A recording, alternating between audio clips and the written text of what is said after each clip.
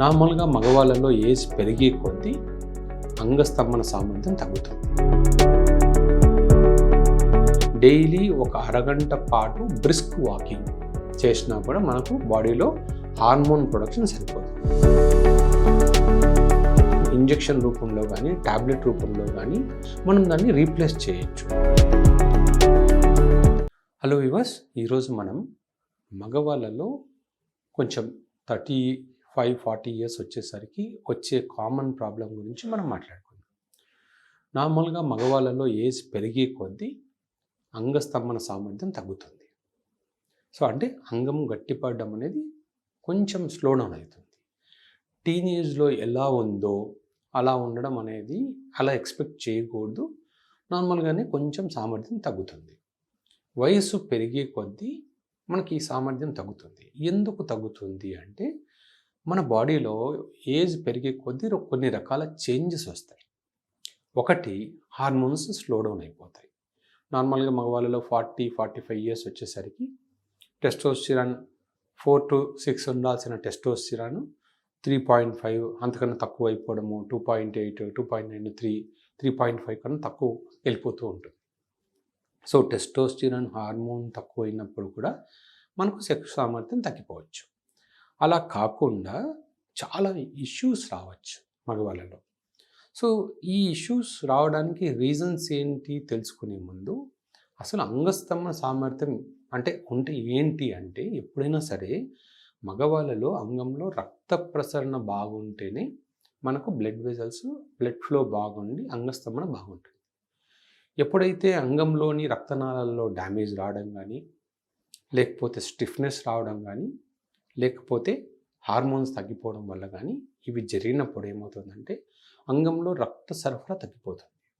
So కొంతమందికి అంగం మెత్తబడిపోవడము, కంప్లీట్గా నార్మల్ హార్డ్నెస్ రాకపోవడము, కొంతమందికి అసలు అంగం గట్టిపడకపోవడము, కొంతమందికి అంగం గట్టిపడ్డా కూడా వెంటనే మళ్ళీ తగ్గిపోవడము, ఇలాంటి ప్రాబ్లమ్స్ అన్నీ వస్తూ ఉంటాయి. సో ఇలాంటివి వచ్చినప్పుడు మనం ఏం చేయాలి అంటే, ఫస్ట్ మనకు హార్మోన్స్ బాగున్నాయా లేదా చూసుకోవాలి. టెస్టోస్టిరాన్ హార్మోన్ బాగుందా లేదా, అలాగే విటమిన్ B12, విటమిన్ D. ఎందుకంటే ఈ రక్తనాళాలు డ్యామేజ్ అవ్వడానికి కామన్ రీజన్స్ ఇవి. అంటే vitamin D deficiency, main vitamin B12 deficiency, vitamin D deficiency and testosterone తక్కువ ఉండడం. కానీ టెస్టోస్టిరాన్ తక్కువ ఉండడం వల్ల రక్తనాళాలు డ్యామేజ్ అవ్వవు, కానీ సెక్స్ కోరికలు తగ్గచ్చు.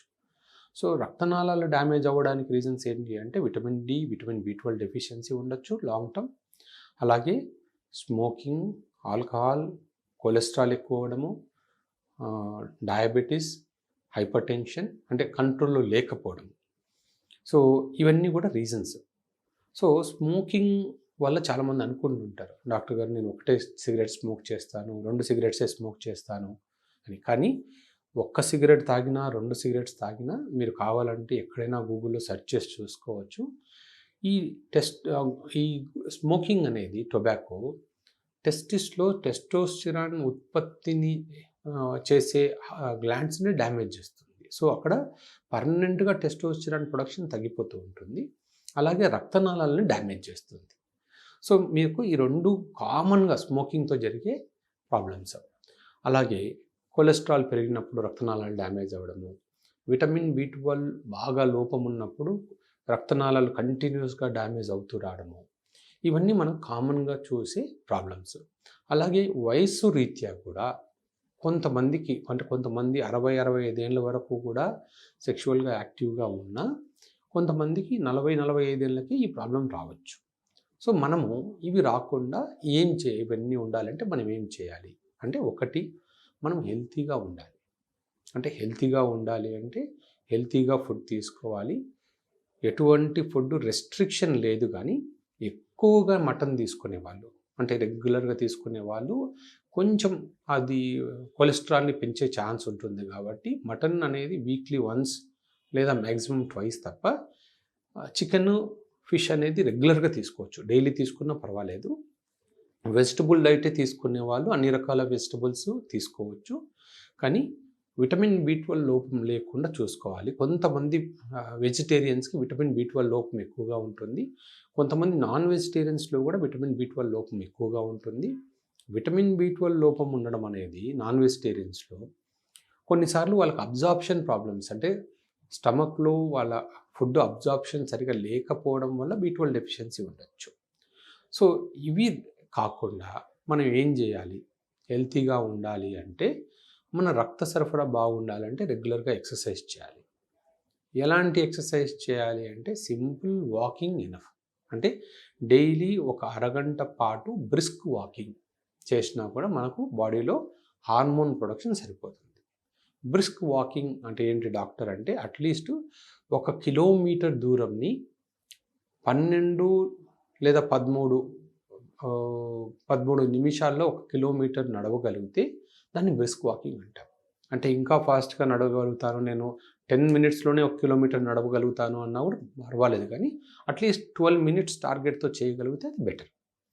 సో జిమ్కి వెళ్ళొచ్చా డాక్టర్ అంటే మంచిది. మీకు ఓపిక ఉండి జిమ్కి వెళ్ళగలిగితే జిమ్లో ఎక్సర్సైజ్ చేసినా కూడా, వెయిట్ లిఫ్టింగ్ ఎక్సర్సైజ్ చేసినా కూడా టెస్టోస్టెరాన్ పెరుగుతుంది.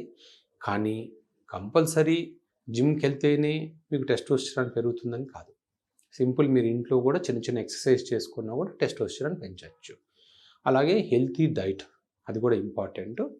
వీలైనంత వరకు ప్లాస్టిక్ కంటైనర్స్లో మనం ఫుడ్ వేడి చేసుకోవడము, ప్లాస్టిక్ కప్పుల్లో టీ కాఫీ తాగడము, వేడి తాగడము, కూల్ డ్రింక్స్ తాగడము, ఇవన్నీ వీలైనంత వరకు అవాయిడ్ చేయాలి.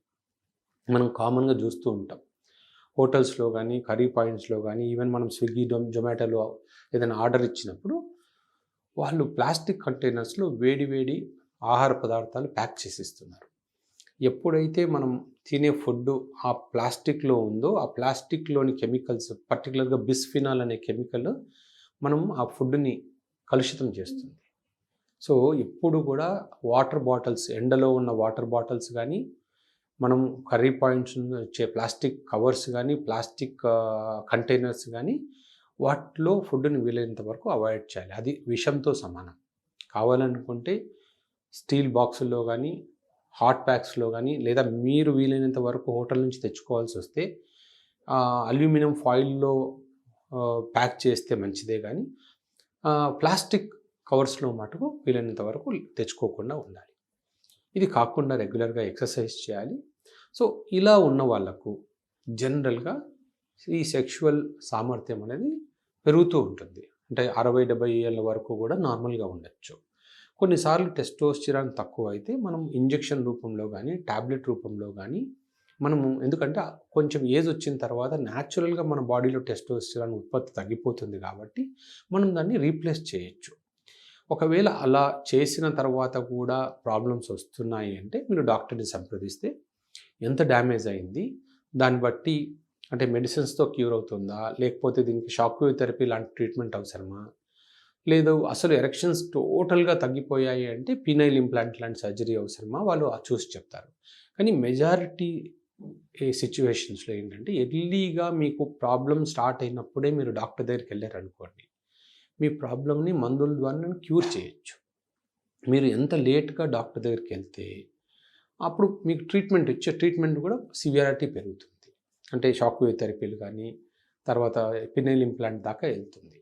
సో గుర్తుపెట్టుకోండి, మీకు ఇలాంటి ప్రాబ్లమ్స్ వస్తే ఎర్లీగానే డాక్టర్ని సంప్రదించి ట్రీట్మెంట్ తీసుకోండి. మీ దగ్గరలోని ఏ యూరాలజిస్ట్ అయినా కూడా ఇటువంటి ప్రాబ్లమ్స్ని క్యూర్ చేయగలుగుతారు. గుర్తుపెట్టుకోండి.